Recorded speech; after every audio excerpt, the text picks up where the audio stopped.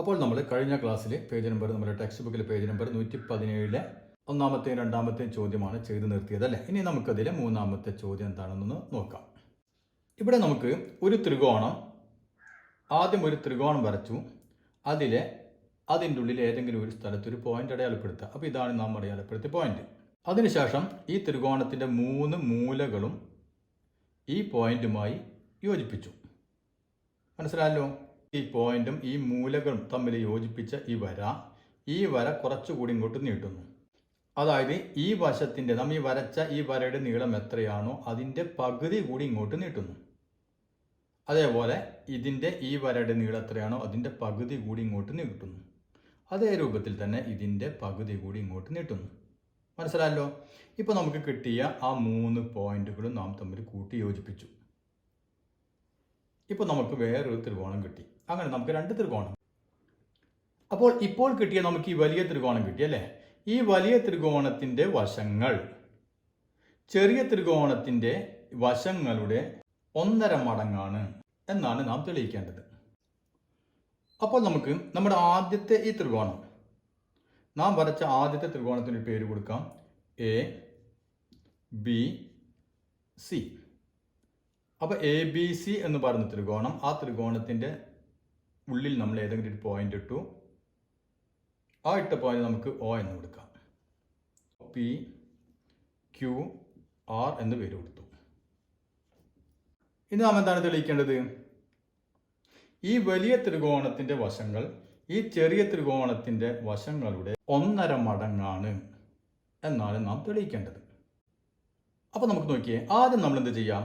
ഈ ത്രികോണത്തിൽ അല്ലേ, ഇത് നമ്മളിങ്ങനെ കൂട്ടി യോജിപ്പിച്ചപ്പോൾ നോക്കിയാൽ നമുക്ക് ഇവിടെ ഇതിൻ്റെ ഉള്ളിൽ 3 ത്രികോണങ്ങൾ കിട്ടുന്നുണ്ട് അല്ലേ. അപ്പോൾ നമ്മൾക്ക് ഇവിടെ കിട്ടിയ ചെറിയ ത്രികോണം അതിൻ്റെ വശങ്ങളോട് യോജിച്ചുകൊണ്ട് തന്നെ മറ്റൊരു ത്രികോണം കിട്ടി അല്ലേ. അപ്പോൾ നമ്മൾ തൽക്കാലം ഈ കാര്യം ഇത് മാത്രം നോക്കാം, ബാക്കിയുള്ളതൊക്കെ തൽക്കാലം മറന്നു കളയാം. അതെ, ഇങ്ങനെ ഒരു ത്രികോണം, അതിനുശേഷം ഇങ്ങനെ ഒരു ത്രികോണം. മനസ്സിലായല്ലോ? ഈ 2 ത്രികോണം മാത്രം നാം ഇപ്പോൾ എടുക്കുക. അതായത് നമുക്ക് എഴുതാം consider triangle O A B, ഈ ചെറിയ ത്രികോണം. അപ്പോൾ O A B and triangle O P Q. അപ്പോൾ ഈ 2 ത്രികോണങ്ങളാണ് നാം ഇപ്പോൾ കൺസിഡർ ചെയ്യുന്നത്, നമ്മൾ പരിഗണിക്കുന്നത്. ഈ 2 ത്രികോണങ്ങൾ നമ്മൾ എടുത്തു കഴിഞ്ഞാൽ അതിനെന്താണ് പ്രത്യേകത എന്ന് നോക്കിയേ. നാം സിമിലർ ട്രയാങ്കിൾസ് പഠിച്ചപ്പോൾ 3 പ്രധാനപ്പെട്ട കാര്യങ്ങളാണ് പഠിച്ചത്. ഒന്ന്, 2 ത്രികോണങ്ങളുടെ കോണുകൾ തുല്യമായി കഴിഞ്ഞാൽ അല്ലേ ആ സിമിലർ ട്രയാങ്കിൾസ് ആകും. അതല്ലെങ്കിലോ അവയുടെ വശങ്ങൾ ഒരേ അനുപാതത്തിലാണെങ്കിൽ അല്ലേ, ഒരേ തോതിലാണെങ്കിൽ എന്തായിരിക്കും? അവ സിമിലർ ട്രയാങ്കിൾസ് ആണ് അല്ലേ. പിന്നെ നമ്മൾ മൂന്നാമതൊരു കാര്യം പഠിച്ചു, തേർഡ് വേ, ഓർമ്മയുണ്ടല്ലോ.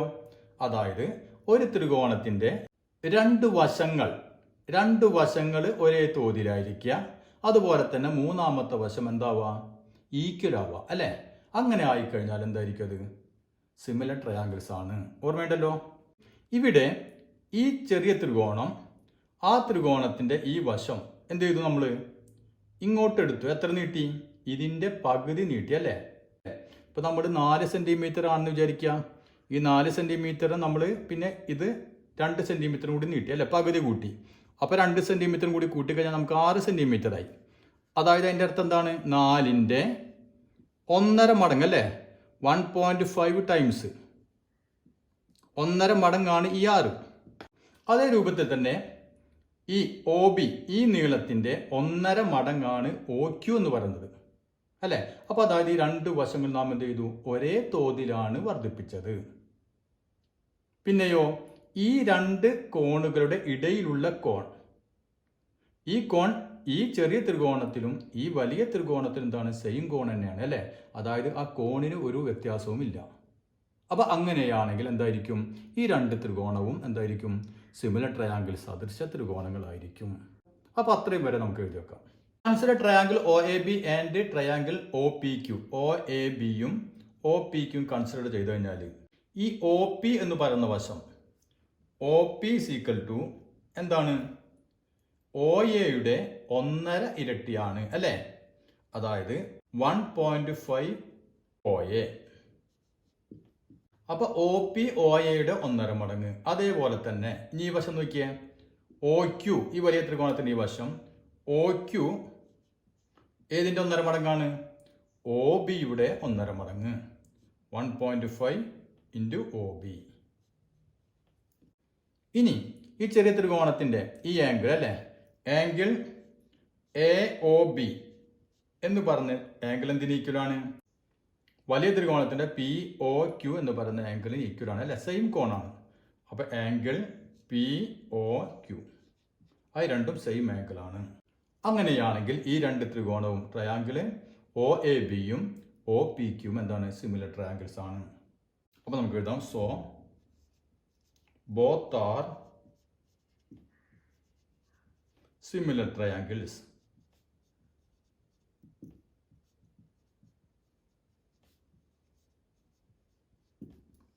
അപ്പോൾ സിമിലർ ട്രയാങ്കിൾസ് ആയിക്കഴിഞ്ഞാൽ എന്ത് സംഭവിക്കും? അവയുടെ കോണുകൾ ഈക്വൽ ആയിരിക്കും അല്ലേ. മാത്രമല്ല അവയുടെ സൈഡുകൾ, വശങ്ങൾ എന്തായിരിക്കും? ഇൻ ദി സെയിം റേഷ്യോ അല്ലേ, ഒരേ റേഷ്യോയിൽ തന്നെ ആയിരിക്കും. അപ്പോൾ വേണമെങ്കിൽ ബ്രാക്കറ്റിൽ അതുകൂടി എഴുതാം, sides are in the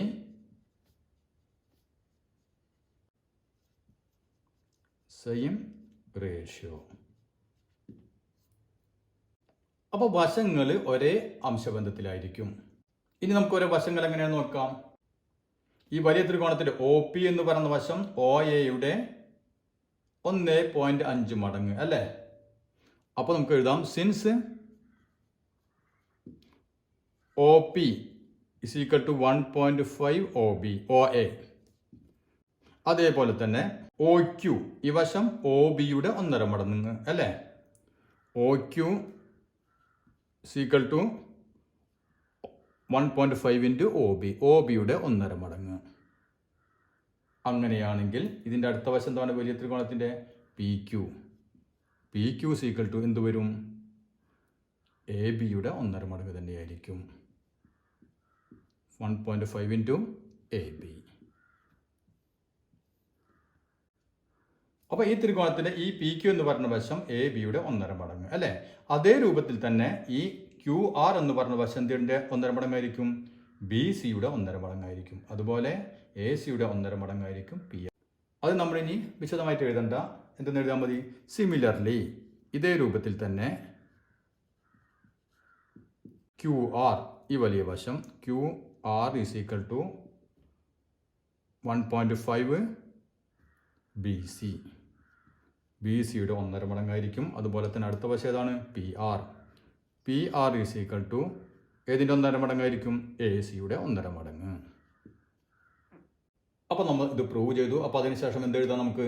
for the sides of the larger triangles are 1.5 times the sides of the original triangle. അതായത് ആദ്യത്തെ ത്രികോണത്തിൻ്റെ സൈഡുകളുടെ 1.5 മടങ്ങാണ് വലിയ ത്രികോണത്തിൻ്റെ വശങ്ങൾ. അപ്പോൾ ഇത് മനസ്സിലായല്ലോ. അപ്പോൾ നമുക്കിനി അടുത്ത ചോദ്യം നോക്കാം. ഇതാണ് നമ്മുടെ 4ാമത്തെ ചോദ്യം അല്ലേ.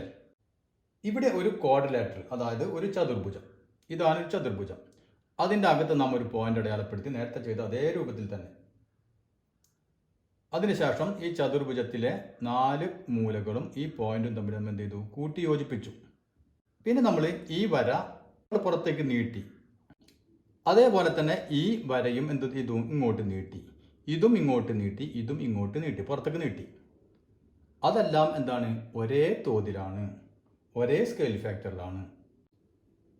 അപ്പോൾ ഇവിടെ നിന്ന് ഇങ്ങോട്ട് നീട്ടിയത് എത്രയാണോ അതേ തോതിൽ തന്നെയാണ് ഇവിടെ നിന്ന് ഇങ്ങോട്ടും നീട്ടിയത്. ഇപ്പം നമ്മൾ നേരത്തെ ചെയ്തില്ലേ, അത് നമുക്കറിയാം. ഈ ലൈനിൻ്റെ എന്താണ്? പകുതിയാണ് നീട്ടിയത് അല്ലേ. അപ്പം എല്ലാ ഈ ത്രികോണത്തിലെ 3 എണ്ണത്തിൻ്റെയും പകുതി വെച്ച് നീട്ടിയല്ലേ. ഇതും അതേ രൂപത്തിൽ തന്നെ ഒരേ തോതിലാണ് നീട്ടിയത്. ഇത്രയാണ് നമുക്ക് തന്നിട്ടുള്ളത്. അപ്പോൾ എന്താണ് നാം ഇനി പ്രൂവ് ചെയ്യേണ്ടത്? ഈ വലിയ ചതുർഭുജത്തിൻ്റെ വശങ്ങൾ ഈ ചെറിയ ചതുർഭുജത്തിൻ്റെ വശങ്ങളെ ഒരേ തോതിൽ സെയിം ഫാക്ടറിൽ വലുതാക്കിയതാണ് അല്ലെങ്കിൽ വർദ്ധിപ്പിച്ചതാണ് എന്നാണ് നാം പ്രൂവ് ചെയ്യേണ്ടത്. അതായത് നാം കഴിഞ്ഞ പ്രോബ്ലം ചെയ്ത അതേ പ്രോബ്ലം തന്നെ അവിടെ ത്രികോണമായി, ഇവിടെ എന്തായി? ചതുർഭുജമായി. അവിടെ 1.5 ടൈംസ് എന്ന് പറഞ്ഞു അല്ലേ. ഇവിടെയാണെങ്കിൽ ഒരേ തോതിൽ എന്ന് പറഞ്ഞാൽ അത്രേ വ്യത്യാസമുള്ളൂ. അപ്പോൾ നമുക്ക് പതിവ് പോലെ എന്ത് ചെയ്യാം? ആദ്യം നമ്മൾ ആദ്യം വരച്ച ചതുർഭുജത്തിന് ഒരു പേര് കൊടുക്കാം. അപ്പോൾ എ ബി സി ഡി എന്ന് പേര് കൊടുത്തു. അതിനുള്ളിൽ നമ്മളൊരു പോയിന്റ് അടയാളപ്പെടുത്തി അതിന് ഒ എന്ന് പേര് കൊടുത്തു. പി ക്യു ആർ എസ് അങ്ങനെ പേര് കൊടുക്കാം. നാം തെളിയിക്കേണ്ടത് ഈ വലിയ ചതുർഭുജത്തിൻ്റെ വശങ്ങൾ പി ക്യൂവും ക്യു ആറും ആർ എസും പി എസും അല്ലേ, എല്ലാം ഈ ചെറിയ ചതുർഭുജത്തിൻ്റെ വശങ്ങളെ ഒരേ തോതിൽ വർദ്ധിപ്പിച്ചാൽ കിട്ടുന്നതാണ്. അപ്പോൾ ഇവിടെ നമുക്ക് നേരത്തെ ചെയ്ത പോലെ തന്നെ അതേ രൂപത്തിൽ മറ്റേതെല്ലാം നമുക്ക് മറക്കാം. ഈ ത്രികോണവും ഈ ത്രികോണം അല്ലേ, ഇത് രണ്ടും മാത്രം ഇപ്പോൾ എടുക്കാം. എന്നിട്ട് നമുക്ക് കഴിഞ്ഞ ചോദിച്ചിട്ട് അതേ സ്റ്റെപ്പുകൾ തന്നെ നമുക്ക് എഴുതാം. എന്നിട്ട് എന്ത് പറയാം, ഈ രണ്ട് ത്രികോണവും സിമിലർ ട്രയാങ്കിൾസ് ആണെന്ന് നമുക്ക് പ്രൂവ് ചെയ്യാം. അതിൻ്റെ കാരണം എന്താണ്, നാം നേരത്തെ പറഞ്ഞ അതേ കാരണങ്ങൾ തന്നെ അല്ലേ. അപ്പോൾ അത്രയും കാര്യം നമുക്ക് ആദ്യം എഴുതാം. അപ്പോൾ എഴുതാം, ഇൻ ട്രയാങ്കിൾ ഏതൊക്കെ, O A B and triangle O P Q, ഈ രണ്ട് ട്രയാങ്കിൾ മാത്രം നമുക്ക് എടുക്കാം. അപ്പോൾ അതിൽ ഈ വലിയ ത്രികോണത്തിൻ്റെ ഈ വലിയ സൈഡ് നോക്കിയേ, ഒ പി എന്ന് പറയുന്ന വശം എന്താണ്, O P is equal to O P എങ്ങനെ കിട്ടി നമുക്ക്, ഒ എയെ നീട്ടി അല്ലേ. എത്ര നീട്ടി, ഒരേ തോതിൽ എന്നാ പറഞ്ഞിട്ടുള്ളൂ. അപ്പോൾ നമുക്കിവിടെ 1.5 എന്നൊന്നും എഴുതാൻ പറ്റില്ല. ഇവിടെ സ്കെയിൽ ഫാക്ടർ അല്ലേ, സ്കെയിൽ ഫാക്ടർ അതായത് തോത് ഇപ്പോൾ ഒന്നുകിൽ ആർന്നോ അല്ലെങ്കിൽ കെ എന്നോ അങ്ങനെ കൊടുക്കാം, മനസ്സിലായില്ലേ. അപ്പോൾ കെ എന്ന് കൊടുക്കാം അല്ലെങ്കിൽ ആർന്ന് കൊടുക്കാം, എന്ത് വേണമെങ്കിലും കൊടുക്കാം. ഇപ്പോൾ നമുക്കിവിടെ കെ എന്ന് കൊടുത്തെന്ന് വിചാരിക്കാം. അങ്ങനെയാണ് നമുക്ക് എന്ത് എഴുതാൻ പറ്റും, ഒ പി എന്ന് പറയുന്നത്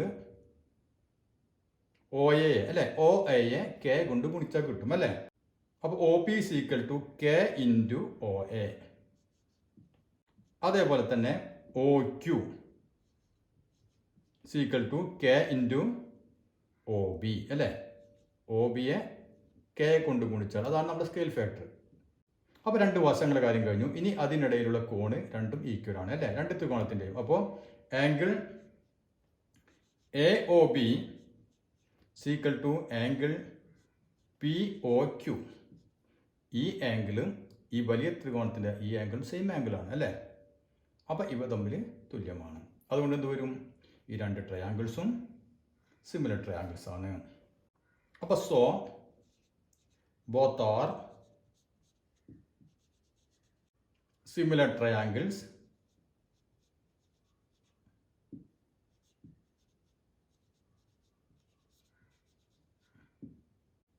and their sides are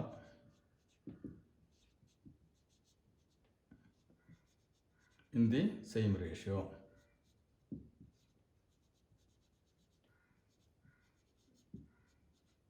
അവയുടെ വശങ്ങൾ ഒരേ അനുപാതത്തിലാണ്.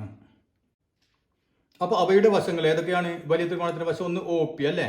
അപ്പോൾ സിൻസ് നമുക്ക് എഴുതാം, since O P is equal to K O A, അതുപോലെ തന്നെ അടുത്ത വശം O Q is equal to K O ബിനെ കെ കൊണ്ട് ഗുണിച്ചാൽ നമുക്ക് ഒ ക്യു കിട്ടും. അങ്ങനെയാണെങ്കിൽ പി ക്യൂവിനെ എന്ത് ചെയ്താൽ മതി, P Q is equal to K അതിൻ്റെ സമാന വശം എ ബി.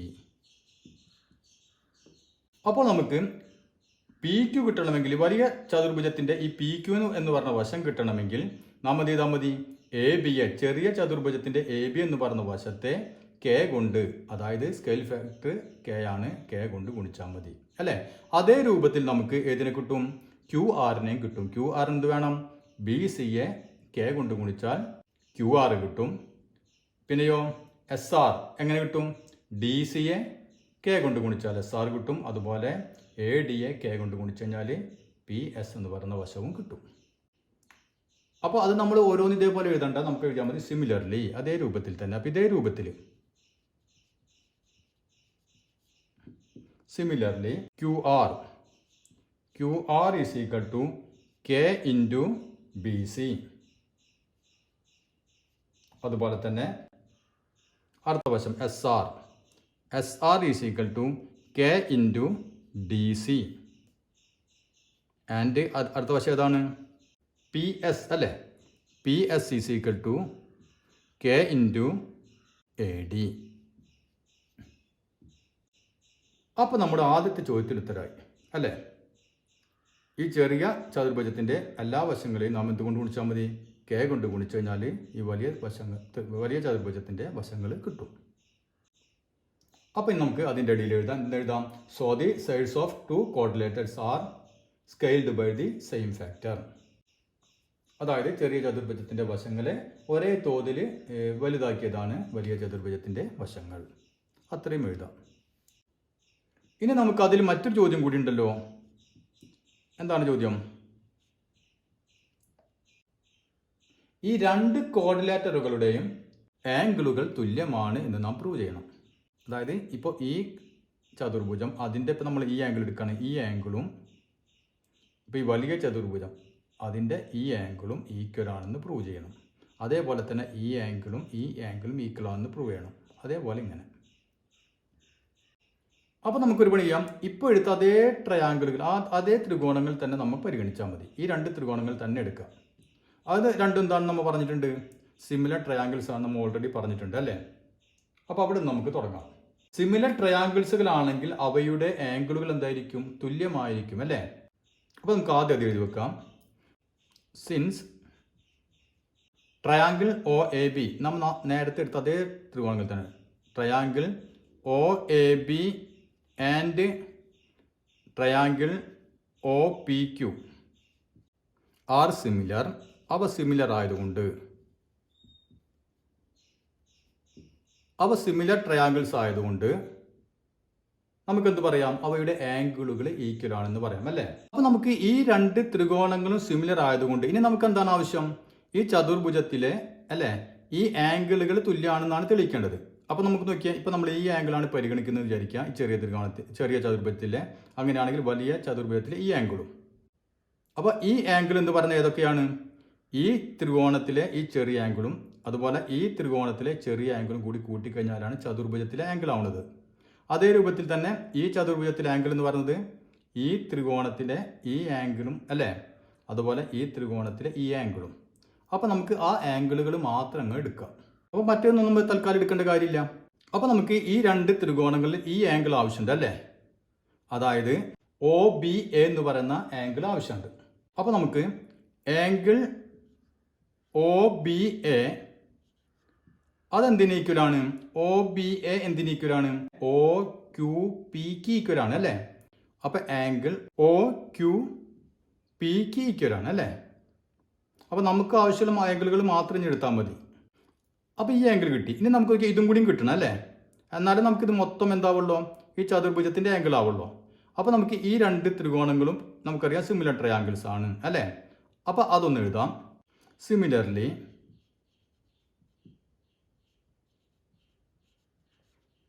ഇൻ ട്രയാങ്കിൾ, അടുത്ത രണ്ട് triangle O B C and triangle O Q R, ഈ രണ്ട് ട്രയാങ്കിൾ എടുത്തു. ആ രണ്ട് ട്രയാങ്കിളിൻ്റെ ഈ രണ്ട് ആംഗിളുകൾ എന്തായിരിക്കും? ഈക്വൽ ആയിരിക്കും. Angle O B C equal to angle O Q R. മനസ്സിലായല്ലോ? ഈ രണ്ട് ആംഗിളുകളും ഈക്വൽ ആണ്. ഇനി ഇങ്ങോട്ട് നോക്കിയാൽ നാം ആദ്യം പറഞ്ഞു angle O B A equal to angle O Q P. ഇത് രണ്ടും ഈക്വൽ ആണ്. ആംഗിൾ ഒ ബി സിയും ആംഗിൾ ഒ ക്യു ആറും ഈക്വൽ ആണ് അല്ലേ. അങ്ങനെയാണെങ്കിൽ നമ്മൾ ആംഗിൾ ഒ ബി എയും ആംഗിൾ ഒ ബി സിയും കൂടി കൂട്ടിക്കഴിഞ്ഞാൽ അത് എന്തിന് ഈക്വൽ ആയിരിക്കും? ഇത് രണ്ടും തമ്മിൽ കൂട്ടുന്നതിന് ഈക്വൽ ആയിരിക്കും അല്ലേ. അതായത് ഇപ്പോൾ ഈ ആംഗിൾ ഇപ്പോൾ ഒരു 30 ഡിഗ്രി ആണെന്ന് വിചാരിക്കുക. അങ്ങനെയാണെങ്കിൽ ഈ ആംഗിൾ എന്തായിരിക്കും? 30 ഡിഗ്രി അല്ലേ. രണ്ടും ഈക്വൽ ആണെന്ന് പറഞ്ഞിട്ടുണ്ട്. ഇനി ഈ ആംഗിൾ ഇപ്പോൾ ഒരു 40 ഡിഗ്രി ആണെന്ന് വിചാരിക്കുക. അപ്പോൾ ഈ ആംഗിൾ എത്ര ആയിരിക്കും? ഇത് 40 തന്നെ ആയിരിക്കും അല്ലേ. അങ്ങനെയാണെങ്കിൽ ഇത് തമ്മിൽ കൂടി കൂട്ടുന്നത് അതായത് 40ഉം 30ഉം 70 അല്ലേ. അത് തന്നെയായിരിക്കും ഇത് തമ്മിൽ കൂടി കൂട്ടുന്നത് 40, 30, 70 അല്ലേ. അതായത് angle O B A plus angle O B C എന്ത് വരും? Angle O Q P plus angle O Q R. അപ്പോൾ ഇവ തമ്മിൽ ഈക്വലാണ്, ഇവ തമ്മിൽ ഈക്വലാണ് അല്ലേ. അങ്ങനെയാണെങ്കിൽ നമ്മൾ ഇടത് ഭാഗത്തുള്ള തമ്മിൽ കൂട്ടി ഒ ബി എയും ഒ ബി സിയും കൂടി കൂട്ടിക്കഴിഞ്ഞാൽ നമുക്ക് എന്ത് വരും ഒ ക്യു പിയും ഒ ക്യു ആറും നമ്മൾ കൂട്ടിയതിന് ഈക്വൽ ആയിരിക്കും. ഇനി നമ്മൾ ഫിഗറിൽ നോക്കിയേ O B A plus O B C അപ്പോൾ ഒ ബി എയും ഒ ബി സിയും കൂടി കൂട്ടിയാൽ എന്താകും? ഇതാണ് നമ്മുടെ ആംഗിൾ അല്ലേ? ആംഗിൾ എ ബി സി എന്ന് പറയുന്ന ഈ വലിയ ആംഗിൾ ആവും. അപ്പോൾ നമുക്ക് ഇവയ്ക്ക് പകരം എന്ത് എഴുതാം? Angle A B C equal to ഇനി O Q P plus O Q R, O Q P plus O Q R അല്ലേ? അപ്പോൾ ഈ രണ്ട് ആംഗിളുകളും കൂടി കൂട്ടിയാൽ എന്ത് വരും? ആംഗിൾ പി ക്യു ആർ എന്ന് പറഞ്ഞ ഈ വലിയ ആംഗിൾ കിട്ടും അല്ലേ? Equal to angle P Q R. അപ്പം ഇങ്ങോട്ട് നോക്കിയാൽ ഈ ചതുർഭുജത്തിലെ എ ബി സി എന്ന് പറയുന്ന ഈ ആംഗിളും ഈ വലിയ ചതുർഭുജത്തിലെ പി ക്യു ആർ എന്ന് പറയുന്ന ആംഗിളും എന്താണ്? തുല്യമാണ്. അപ്പം അതേ രീതിയിൽ തന്നെ നമുക്കത് എഴുതാം. ഈ ബി സി ഡി എന്ന് പറഞ്ഞ ഈ ആംഗിളും ക്യു ആർ എസ് എന്ന് പറഞ്ഞ ഈ ആംഗിളും ഈക്വൽ ആയിരിക്കും. അതേപോലെ ഈ ആംഗിളും ഈക്വൽ ആയിരിക്കും, ഈ ആംഗിളും ഈക്വൽ ആയിരിക്കും. ഇവിടെ എഴുതി വെച്ചാൽ മതി. സിമിലർലി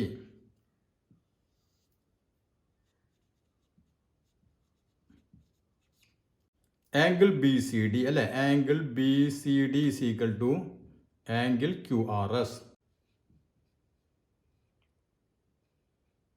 അതേപോലെ തന്നെ angle A D C is equal to എന്ത് വരും? Angle P S R. അതായത് എ ഡി സി ഈ ആംഗിളും തുല്യമാണ്. അതേ രൂപത്തിൽ ഈ ആംഗിളും തുല്യമായിരിക്കും. Angle D A B equal to angle S P Q. അതായത് ഈ രണ്ട് ചതുർഭുജങ്ങളുടെയും ആംഗിളുകൾ തുല്യമാണ്. അപ്പോൾ ഇത്ര മനസ്സിലായല്ലോ? ഇതോടുകൂടി നമ്മുടെ ഈ ചാപ്റ്ററിലെ ചോദ്യങ്ങളെല്ലാം കഴിഞ്ഞു. അപ്പോൾ നമ്മുടെ ക്ലാസ്സുകൾ തന്നെ നല്ല വിധത്തിൽ നിങ്ങൾ ശ്രദ്ധിച്ച് കേട്ട് കഴിഞ്ഞാൽ തന്നെ നിങ്ങൾക്ക് ഇതിൽ ഫുൾ മാർക്ക് തന്നെ സ്കോർ ചെയ്യാൻ പറ്റും, ഒരു സംശയവും. അപ്പോൾ അടുത്ത ക്ലാസ്സുകളൊക്കെ നിങ്ങൾക്ക് മനസ്സിലാകുന്നുണ്ട് എന്നാണ് ഞാൻ കരുതുന്നത്. എന്തായാലും നിങ്ങളുടെ അഭിപ്രായങ്ങൾ നിങ്ങൾ തുറന്ന് കമൻസിൽ എഴുതുക. അതുപോലെ തന്നെ നമ്മുടെ ക്ലാസ്സുകൾ ഇഷ്ടപ്പെടുകയാണെങ്കിൽ ഒന്ന് ലൈക്ക് ചെയ്യാൻ മറക്കരുത്. അതുപോലെ തന്നെ നിങ്ങളുടെ ഫ്രണ്ട്സുകൾക്ക് ഒന്ന് ഷെയർ ചെയ്ത് കൊടുക്കുക. അതുപോലെ സബ്സ്ക്രൈബ് ചെയ്യാത്തവരുണ്ടെങ്കിൽ ഒന്ന് സബ്സ്ക്രൈബ് ചെയ്ത് കാണുക.